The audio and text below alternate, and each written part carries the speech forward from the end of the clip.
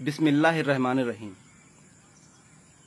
अल्लाह के आखिरी पैगंबर हज़रत मोहम्मद मुस्तफ़ा सल्लल्लाहु अलैहि वसल्लम का इरशाद ग्रामी है कि दीन अजनबी था, यानी आपकी रिसालत से पहले दीन अजनबी था और आखिर ज़माने में दीन अजनबी हो जाएगा, और जो लोग दीन के मानने वाले होंगे वो भी अजनबी हो जाएंगे।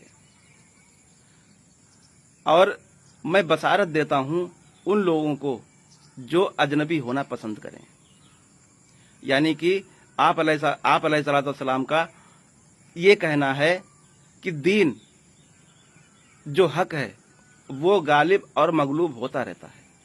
अजनबी होने का मतलब कि जब दुनिया पर बातिल का गलबा हो जाता है तो दीन के मानने वाले और दीन अजनबियत का शिकार हो जाता है, लोग उसको पहचानते नहीं।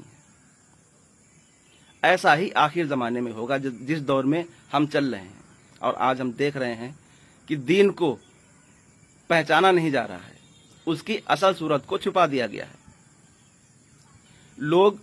जो लोग दीन हक के पैरोकार हैं, जो हकीकत में राह हक पर चलने वाले हैं, वो अजनबी महसूस किए जाते हैं, यानी उनको दुनिया में कोई पहचानता ही नहीं। उनको अगर वो उनके सामने आ भी जाएं, अपनी बातें करें, तो लोग उन्हें ऐसे देखते हैं जैसे पता नहीं कहां से आ गया ये नया इंसान। हमें इस बात की पहचान करना बेहद ज़रूरी है कि हक और बातिल है क्या। जब तक हम हक और बातिल की पहचान नहीं करेंगे तब तक हम राह हक पर नहीं चल पाएंगे।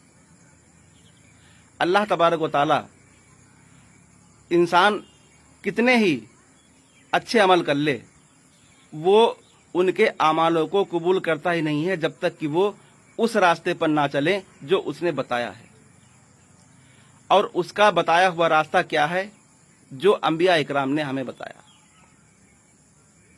यहाँ पर एक बात गौर करने की है, यानी इस पर बहुत ज़्यादा गौर फिक्र करने की बात है कि आखिर जब अल्लाह तबारक व तआला दुनिया में हक को गालिब करता है, यानी अपने किसी महबूब बंदे के ज़रिए से, जिसको नबी बनाता है, उसके ज़रिए से हक को गालिब करता है, और वहाँ पर लोग उसकी पैरवी भी करते हैं, तो फिर वो गुमराह कैसे हो जाते हैं? ये बहुत गौर फिक्र करने की बात है कि आखिर राह हक पर चलने वाले गुमराह कैसे हो जाते हैं। इसको जानने के लिए हमें इब्लीस को नहीं भूलना चाहिए। जिस तरह से उसने आदम अलैहिस्सलाम के एक बेटे को गुमराह करके बातिल की नींव रखी, इंसानों के अंदर यानी जो है बातिल को फैलाया, इस बात को नहीं भूलना चाहिए। अगर हम इस बात को समझेंगे तो आसानी से हक और बातिल को पहचान लेंगे। अल्लाह तबारक व तआला ने एक चेन बनाई है, अंबिया इकराम की एक चेन है।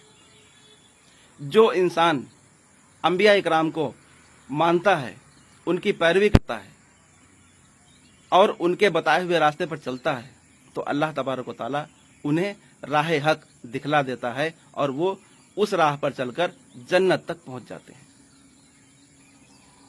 इब्लीस जिस तरह से इब्लीस ने आदम अलैहिस्सलाम के बेटे को गुमराह करके बातिल का पैरोकार बना दिया, वैसे ही जब दुनिया से अल्लाह तबारक व तआला अपने नबी को बुला लेता है, यानी जब भी दीन को गालिब करने के बाद अपने नबी को अपनी तरफ बुला लेता है, तो फिर इब्लीस उस दीन को अपने तरफ से बातिल के अंदर, यानी उस दीन के हक दीन के अंदर बातिल को मिला देता है और वो दीन बातिल हो जाता है। उस दीन को मानने वाले कुछ भी कर लें, दिन रात अल्लाह की इबादत करते रहें, लेकिन अल्लाह उस पर उन्हें कोई अजर नहीं देता। आदम अलैहिस्सलाम से लेकर आप अलैहिस्सलाम तक एक एक चेन है, इस पर अल्लाह की तरफ से इनाम व इकराम है।